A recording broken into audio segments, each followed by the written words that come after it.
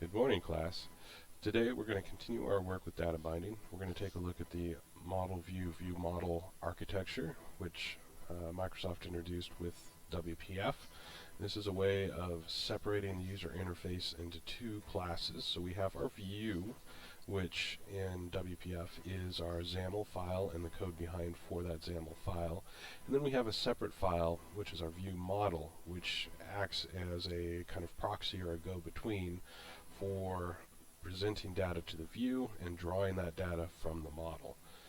So this is a slightly different approach than we've taken up to this point. Up to this point, we've just taken our view and bound that directly to our model. And part of the reason we're doing that is today we are going to be working with a outside library, a DLL that I've created for you. And the thing about an outside library or an outside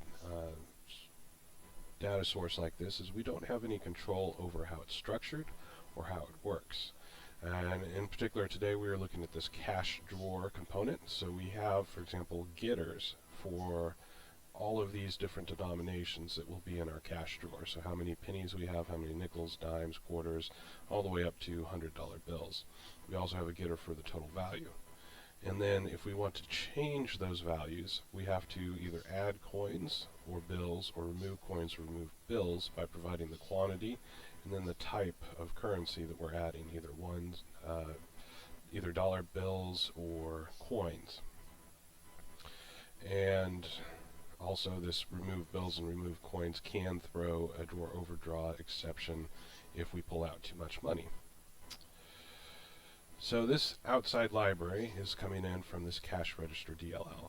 In order to get access to that, we have to first bring it into our project, and then we have to add it to our dependencies. So we're going to right click on dependencies, click add reference, and this will bring up a reference manager dialog. What we're going to do is we're going to browse since we know where the actual file is located, and that is in our cache register starter project. We're going to find our DLL, we're going to click add. And now, after we click the OK, and it will take a little moment to hook everything up. Now if we expand these dependencies, you'll notice that under the assemblies we have cache register. So that is our DLL. We can look at the path, and that path actually is exactly in our project where we thought it would be. Now that we have that cache register, we can work with it, and we can pull in that class that we just saw. Which is this class. When we construct this class, it initializes a cache drawer that has $150 in currencies split out amongst all these different trays.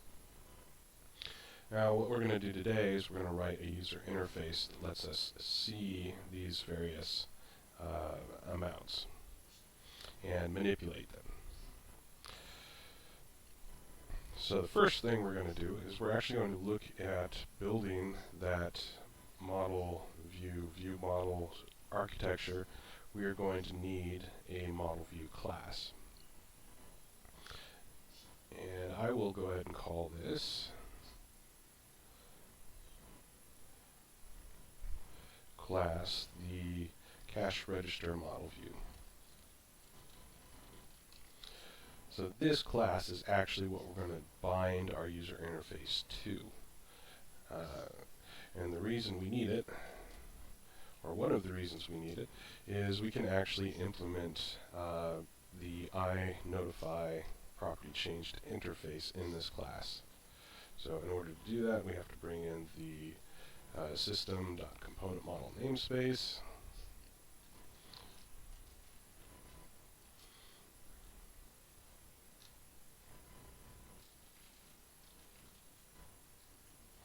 And bring in our iNotify property changed, which means we need to implement the event handler.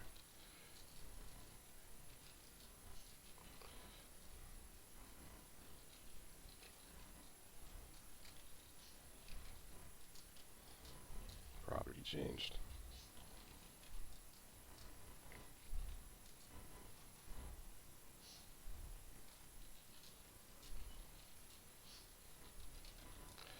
Then we can go ahead and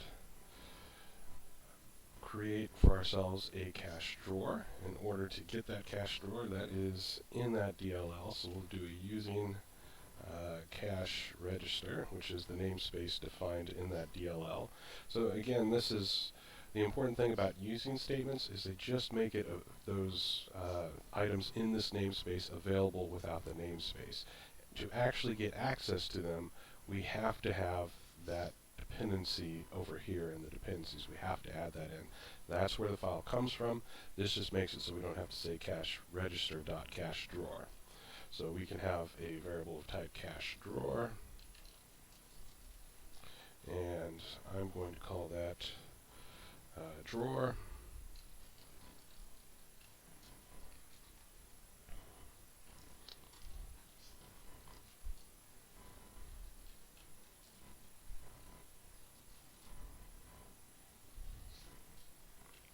And I'm going to leave that as private because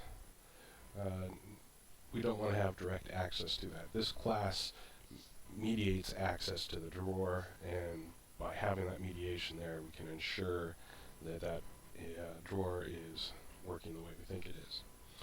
So what we're going to do is we are going to be serving as a proxy for the properties of that cache drawer.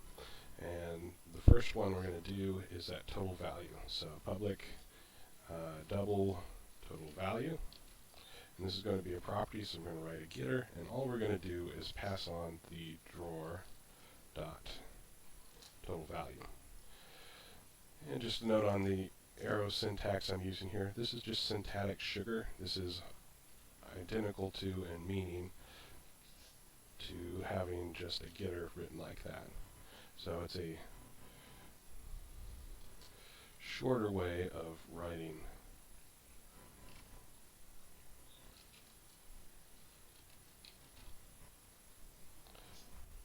a get statement. Okay. And we want this total value to also be read-only. This is actually calculating the total amount of currency in the drawer.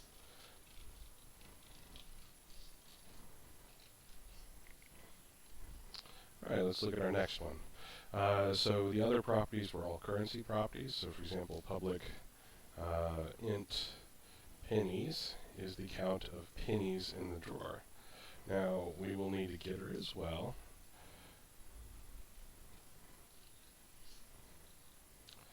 But our setter is going to get a little bit interesting. So just like with our other classes, if we're invoking the setter, we might want to make sure the value isn't changing. So we can say if drawer.pennies equals value, return. And the reason we would do that is if what we currently have, so in a sense this drawer.pennies becomes our backing value for this property. So we're actually looking at the underlying cache register, cache drawer class to see, do we have these any pennies in here, any quantity of pennies, and that's an integer. So if that quantity and the quantity we're trying to set it to are the same, there's really no reason to do more work. Now we're going to do another check in here as well. We'll just go ahead and throw it in with an OR statement and say if value is less than 0, because we can't have a negative number of pennies in our drawer.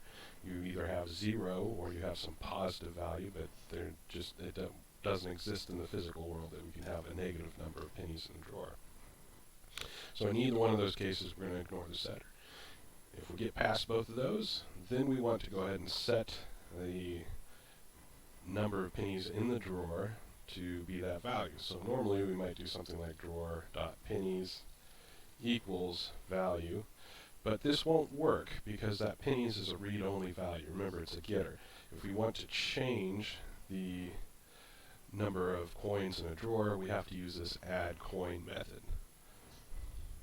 And when we use that add coin method, what we're actually going to add is the number of pennies we need to use to change that value to the right place. So we're going to create a quantity variable, and we're going to take the number of pennies that we want to, or the value that we want to set it to, and subtract the pennies that are already there. So this computes the quantity that we're trying to add or remove from the drawer. So this is the value we want to have after we've made the change. This is the value we currently have. The difference is the quantity that we're going to remove or add.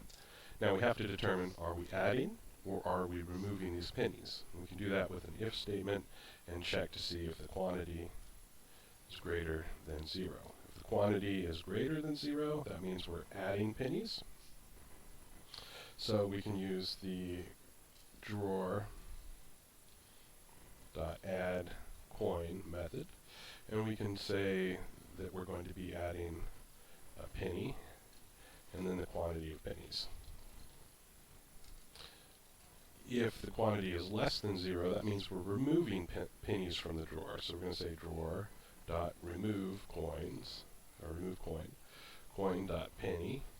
Then we're going to remove the quantity, and we have to make this negative because remember we determined here that the quantity was negative, but we actually want to remove a positive number of pennies from the drawer, so we put a negative in front of that quantity to flip the sign so it becomes positive, and that's how many we're removing from the drawer. The last thing we need to do here is we need to go ahead and trigger this property changed event, invoke that, and let everybody know that we have removed those pennies. Now, rather than doing that manually, I'm going to actually write a helper function for that because we're going to have to do this an awful lot. And the other thing is anytime we change any of the individual currency quantities in the drawer, like the number of pennies, that's going to also change our total value. And in fact, the only changes we're going to be making in this middle ModelView class here is changing the quantity of individual coins. They're all going to do a very similar thing. So I'm going to go ahead and write myself a little helper function. I'll call this void invoke property changed. Oops.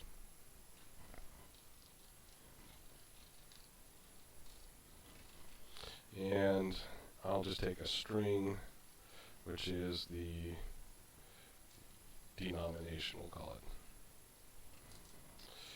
it. Alright, so inside here, we're going to do that property changed. We're going to use the question mark period syntax because we might not have anything bound to this property changed, in which case it will be null.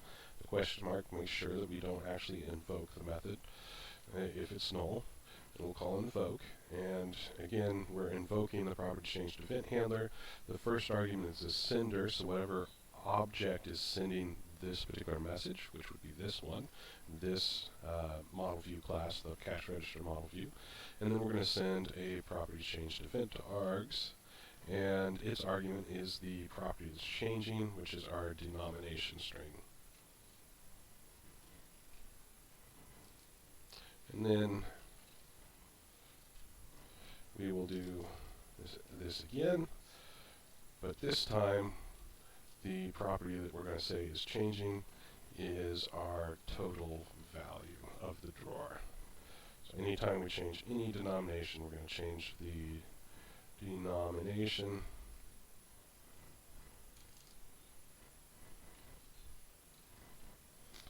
there we go, and the total value. And that means back up here in our pennies helper, we can invoke property changed with that denomination of penny. We need to spell penny exactly, or sorry, pennies exactly like the property name. These have to match exactly. Alright, that's pennies. We'll have a bunch more to write, which I'm going to leave to you as an exercise. So the rest of our properties are done following that exact pattern. We just need to do that for all the different bills that we have and all the different coins that we have exposed through that cache register view model. Okay, so that takes this cache register DLL and makes all of those available to us in a new class, and allows us to treat all of these values as properties with getters and setters that implement the iNotify property changed interface, and this can now be the source of data binding for our user interface. So let's go ahead and talk a little bit about what we want that user interface to look like. Because we're going to be displaying all these different denominations, I thought it might be easiest to actually have a control that represents a single denomination. So we'll have one for bills and one for coins that kind of looks like this, where across the bill we'll have a shape in green that kind of looks like a bill, which is going to express the denomination on the top. And then we'll have the total quantity that are in the drawer right now, and we'll go ahead and have a couple buttons with the assumption that this is probably going to be operated with a touch screen. So we want big buttons that are easy to press, and we'll be able to increment or decrement by clicking directly on those. The same thing for the coinage. We have a shape that kind of looks like a coin.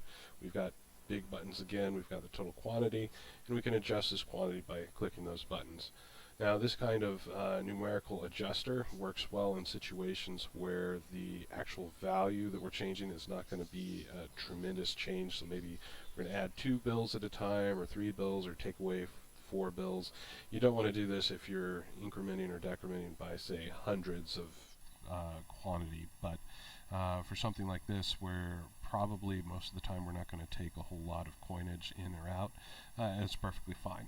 Another technique we can do is we could actually make this area here a text box, which makes it editable as well, so you could click on that or touch that and open up the keyboard and type it in if it is a really big purchase, like maybe somebody came in and bought a soda with only pennies. We could adjust for that pretty easily. Okay, so in order to create a user interface for that, we need to come up with a good name, and I'm going to start with a coin control, and this will be a user control, and we'll just extend the user control class, call it coin control, example. And with this coin control, we want to have the ability to set what the current denomination that we're working with is, which is going to be out of that coin enum. And we also want to be able to set the quantity and have that be something that we can bind. So what we're going to do is we're going to jump to the back-end code here, and we're going to go ahead and add properties for those 2 things. So for example, we want a denomination property, which is actually going to be a coins type, so from the coins enum.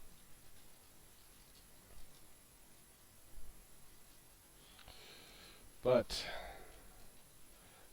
we're going to do something a little bit different here. Now normally we would either use auto implementation property, so just to have the get and set in there, or we'd give a backing variable. And we are going to have a backing store here, but it's not going to be the kind of backing store that we're used to seeing. Instead, we're going to use what's called a dependency property. So a dependency property is something that was introduced in Windows Presentation Foundation, and what it does is it sets up a different memory storage location where those values are actually going to be stored. So when we actually declare a dependency property, we are not actually declaring where it's going to be stored, but we are actually setting up what it's going to look like in that storage location. And that's why this is static, because what we're actually saying is we're setting up a definition of the property that's going to be shared amongst all instances of our coin control. And by convention, we use the name of the property, so denomination, and we follow that with property. And this is public, so they will both be capitalized. And to create a dependency property, we actually call dependency property.register. So this registers this property in our dependency object, of which all the WPF controls, everything that is a framework element, is also a dependency property. So they have this memory location. You can kind of think of it as a dictionary setup where the values actually get stored, and they get accessed through this dependency property denomination property that we're setting up here. So when we register, that's actually going through and creating the memory location to store that. Now the arguments that we have to pass in when we register are the name of the property, And this is the name of the property that this is serving as the backend for. So that is this denomination property here. We need to spell it exactly the same. And we have to provide what type it's going to be. So this is going to be of type coins. So it's coming out of that coins enum. We have to declare what class this actually belongs to. So in this case, this is belonging to the coin control class. That is the one we are defining inside of. And finally, we have to declare any metadata.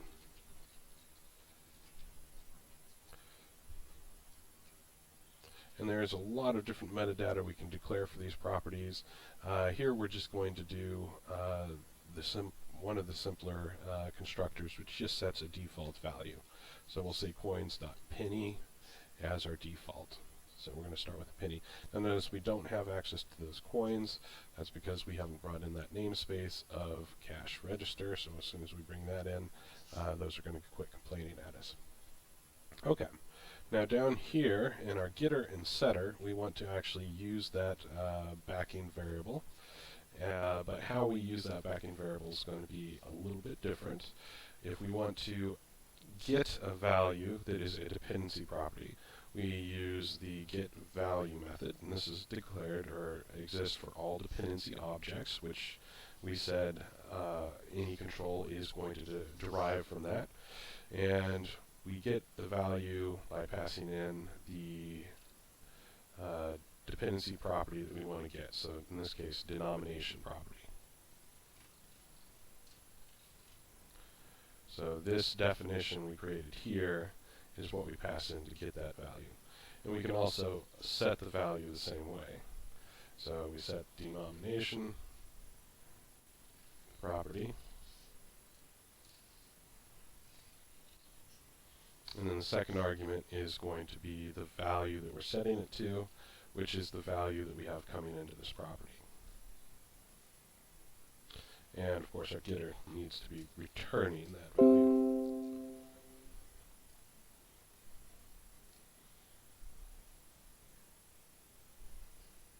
And the other thing is all of these properties that come back from getValue are going to be objects. So we have to cast it back to whatever type of object it should be, which we know in this case this will be a coin, so we can just go ahead and use the regular casting operator to turn it back into a coin. So this is now getting from our backing store, and this is setting our backing store, which is this denomination property, which is a dependency property. Now actually all of the properties that you have been working with up to this point in using XAML and WPF actually all are dependency properties. So when you set the text of a text box, or you set the margins, or you set the item source for a list view or a list box, all of those were dependency properties that you were using. And they're all set up this way in their base classes. Now the benefit of using a dependency property is it actually sets up all of the binding functionality that we've been making a lot of use of, and really just makes those parts work for us. So it is important to understand those and to be able to use those, because that makes our controls a lot more flexible and a lot more powerful, and it enables us to actually do data binding on. Alright, so the other property that we want to set is going to be our quantity.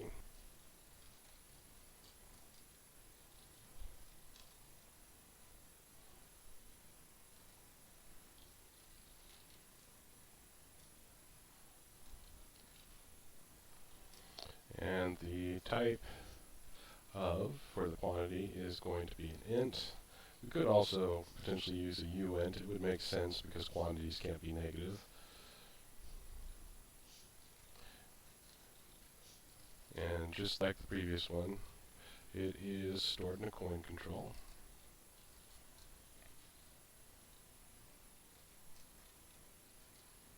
And we're going to supply metadata.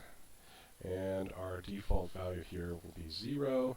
but then we're going to use a slightly different version of the metadata. We're also going to include a framework property, metadata property,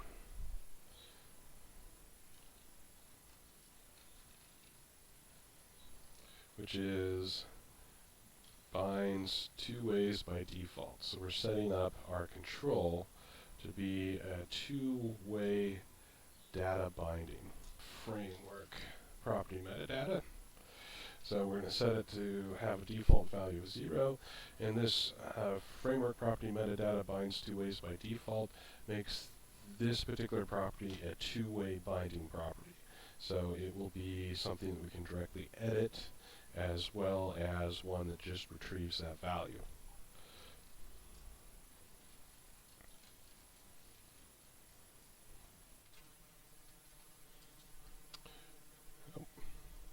And then we can go ahead and declare our actual property, which is quantity.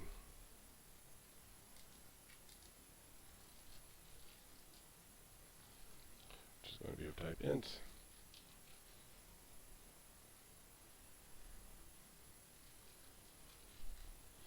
And this should be quantity property, following the naming conventions.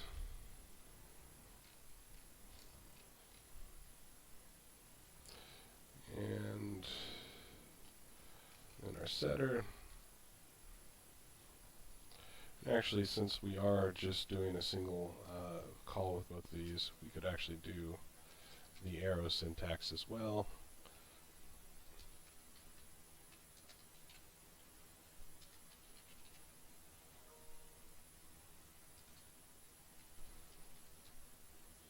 Which is slightly less typing if we want to do that. And you're welcome to use either way, whatever feels comfortable for you. And in this case, we wouldn't have the return statement because the return is implied because it's a getter. That's a slightly more concise way of writing it.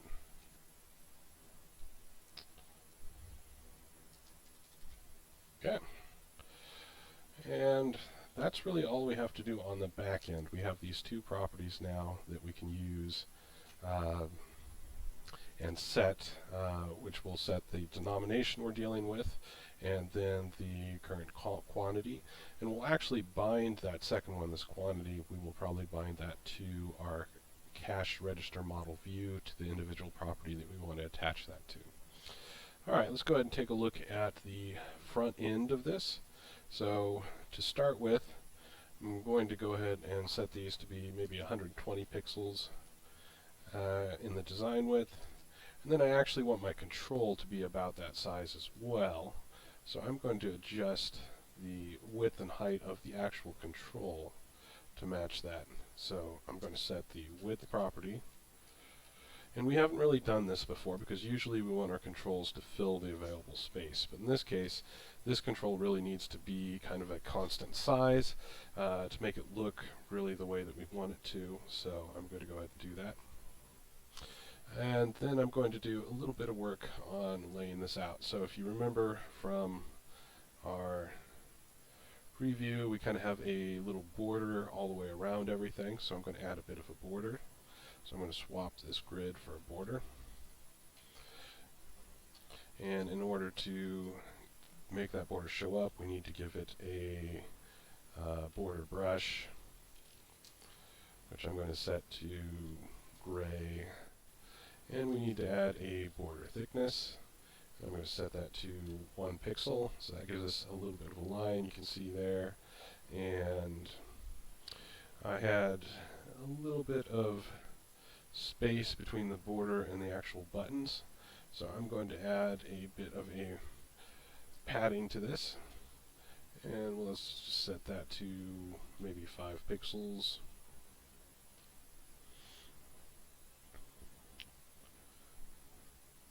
Which will push all of those in just a hair. Inside of this, I'm going to lay my actual controls, so I'm going to create a grid. And looking at our image again, it looks like we have maybe 3 columns and 3 columns and 2 rows. So we'll go ahead and lay out grid dot column definitions I have 3 of those.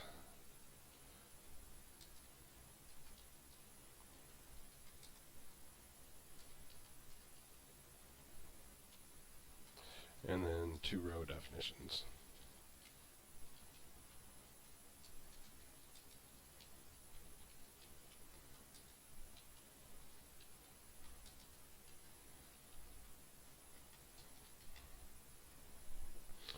And let's go ahead and, 2 row definitions.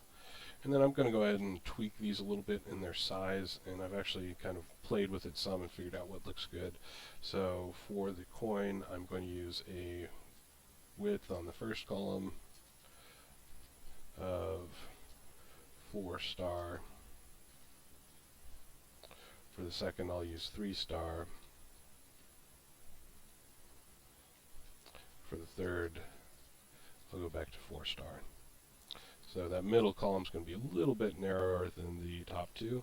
And then the same, or similarly, I'm going to set the height of the first row to 4 star and the height of the second row to 3 star. Now inside the grid, we're going to have our actual parts. So the first part that we're going to deal with is we want this coin looking piece and the dimes. Now we could use an image as a background, but rather than pulling in an image, I'm just going to use a border. Now to make that look like that coin, I'm going to go ahead and set a border thickness of 1, and the border color, I'm going to use goldenrod,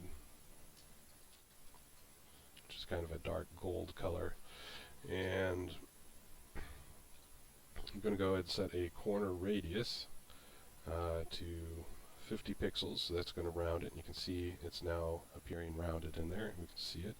I'm going to add a background color of just gold. I'm going to also add a margin, and I'm going to do 2 values for the margins. The first value is going to be the horizontal direction, and the second is going to be the vertical direction. So what I've done is I've actually stretched the edge of this border a little bit outside of its container. And then the third thing I'm going to do is I'm going to move this into grid.column equals 1, which is going to shift us into that center column there. So that should kind of give us that coin looking coin. And it's a little bit distorted yet, but it's close enough that it'll work for our purposes. And now we'll get in here and we're going to add a text block as a child of the border, which is going to say what the current denomination is. So we're going to set its text value, and here we want to do a binding. But the binding is going to be a little bit different than the ones we've done before, because we're not going to bind it to the data context. Instead, we're going to bind it to a value we're going to pull out of the back end, or the code behind, which was that denomination value. So we're going to say that the source is relative, and that relative source is going to be coming from an ancestor. So we're going to do find ancestor, and then the ancestor type is going to be of type coin control out of our local namespace.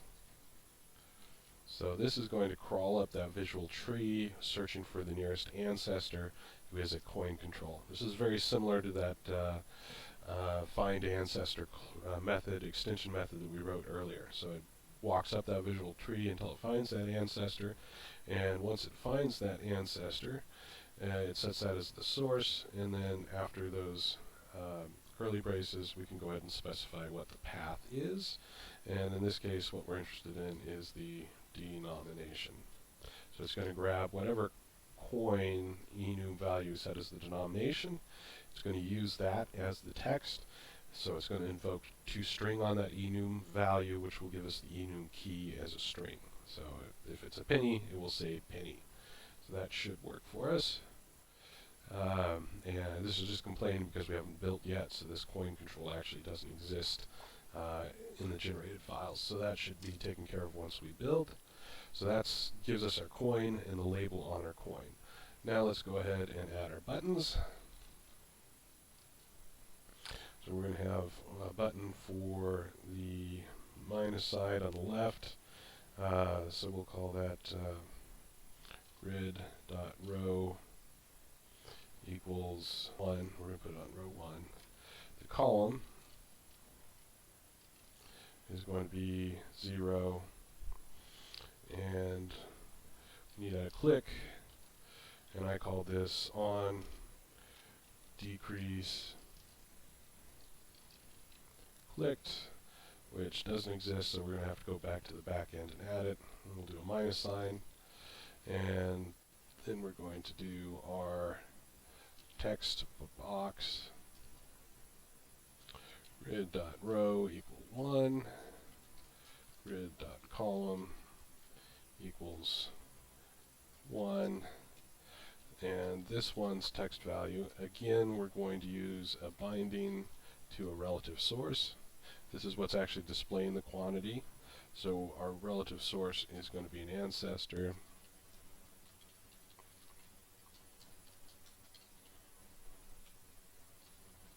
Which is again going to be that coin control.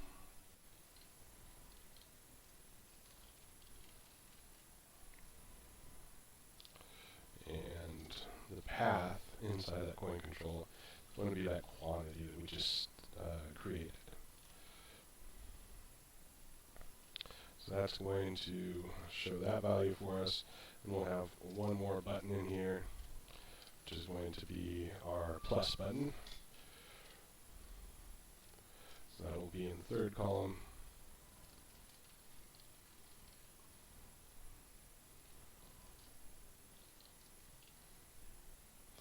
And we'll have an on increase clicked, and I'm going to do plus sign. Okay, now to make those event handlers, we have to come back to our coin control here. We're going to add a couple event handlers, so public void on increase clicked. And this is just a regular event handler.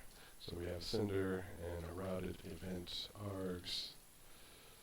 And really all we have to do in here is take our quantity value and increase it.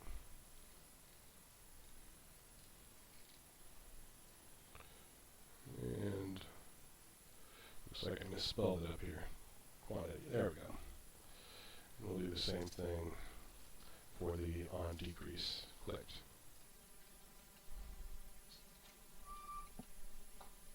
Okay, so that finishes out our coin control, and if we go ahead and build, we'll see it update the design view for us, because now it'll know that those bindings exist, those ancestors. There we have our coin control, looking pretty much the way we thought it should. I think maybe we'll just tweak that margin a little bit. There, that looks pretty good. So we can kind of play with those values and adjust things to where we like them. Now the build control is going to be almost identical. The only thing that you're really going to change is the details of this border to make it look like that square dollar bill. So you'll span the 3 columns, you'll get rid of the border radius, and you'll change the colors out to look like a dollar bill. So I'll leave that as an exercise to you. Now let's go ahead and create the cash register control. The thing is going to show us the entire drawer. So we'll go ahead and add another user control. We're going to call this cash register drawer. Or sorry, I called it cash register control in the write-up. So as soon as that finishes, I'll just rename it so it stays consistent So cache register control. And we'll want to change the name here as well.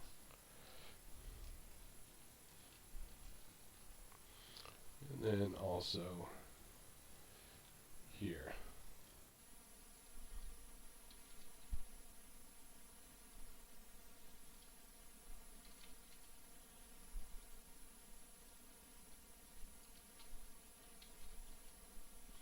If you used Visual Studio's rename functionality, it should catch all of those. I just did it manually because Visual Studio is running a little slow right now because I'm also recording, so it wasn't quite keeping up with me. Alright, and actually all of the changes we need to do in this class we can do directly from XAML, so we're going to focus on that. First thing I'm going to do, I'm going to make this drawer a little bit wider, just because that's going to show our guys a little bit easier.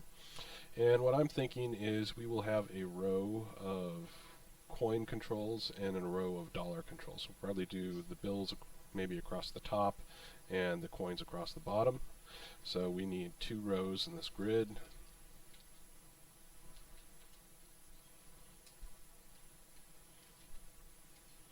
And I'll just leave them as the default heights, which are going to split up the space evenly. And I'm going to do a stack panel for both of these. So a stack panel, and I'm going to set that orientation to horizontal. And I'm also going to tell it that its horizontal alignment should be centered. And for the top, I might do vertical alignment at the bottom so that those are going to line up as we go across. And then inside here is where we put our bill controls. And then we'll do the same thing for the stack panel. For the orientation, horizontal again, horizontal alignment of center, and vertical alignment of top. And this second one we're going to put in that second row, so grid dot row equals 1. So that's going to put it down here in the bottom part. And then I'm going to add coin controls to it. And the first one I'm going to set with a denomination of penny, because that's our smallest denomination. We'll start that on the left. And then we'll set its quantity to be bound to our data context. Path equals pennies. So that should display and adjust the number of pennies we have. Oh, and if we look, we have penny showing up already because we've bound that value to it. But notice how it's kind of up and in the left corner. It's not exactly how I wanted it, so let's go back to our coin control XAML. I missed on this text block. We also want to set the vertical alignment to center and the text alignment to center. So that will center the text that gets displayed. And then if I go back to the cache register control, now you can see it's centered and it looks a lot better. So we'll do this for all of the different coinages we have.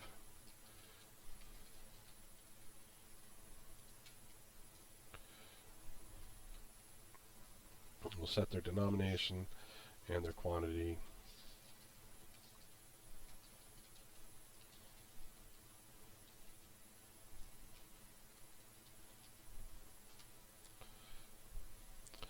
And we'll just keep doing that until we have them all taken care of. And there we have our row of coinage, and we could go ahead and do the cache on top. So once you have your bill control written, you can just go ahead and add bill controls across the top. Alright, let's make one more change. So we're going to go to our main window class now, and this is just where we're going to set up that we want to pull that cache register control.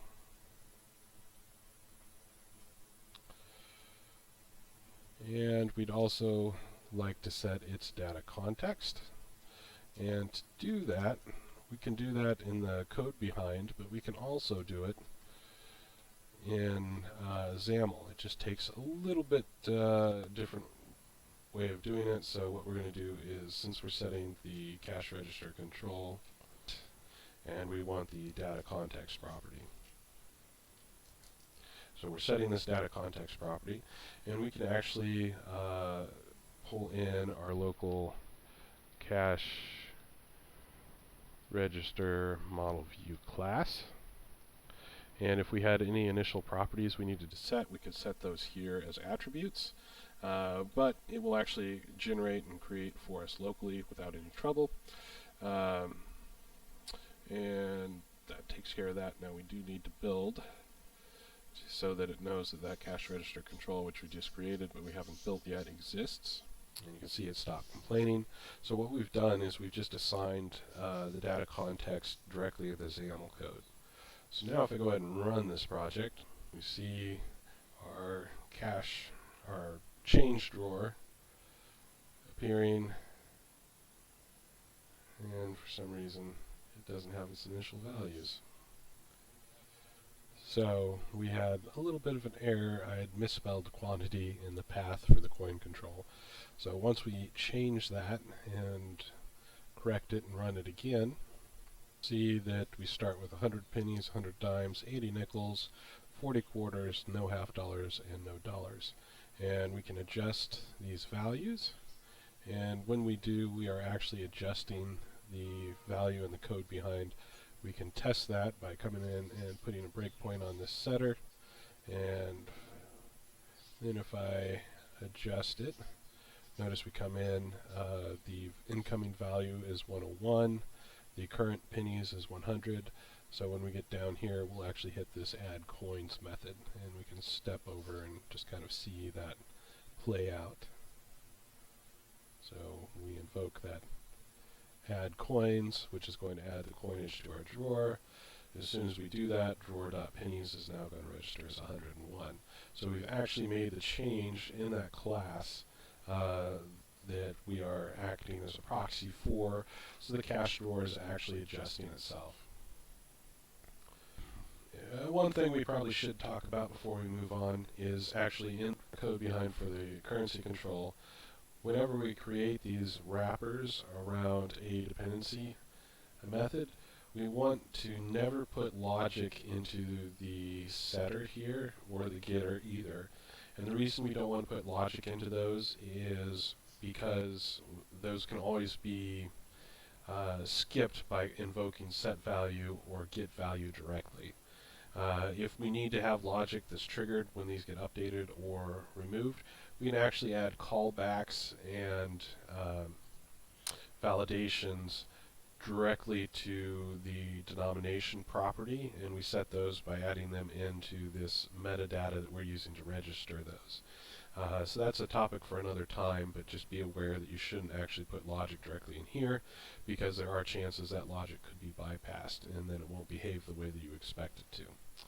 That wraps up our discussion on ModelView view model data binding, and also introduced the idea of these dependency properties, which are a very powerful mechanism that was added to Windows Presentation Foundation and is the basis of a lot of the controls that we've been using.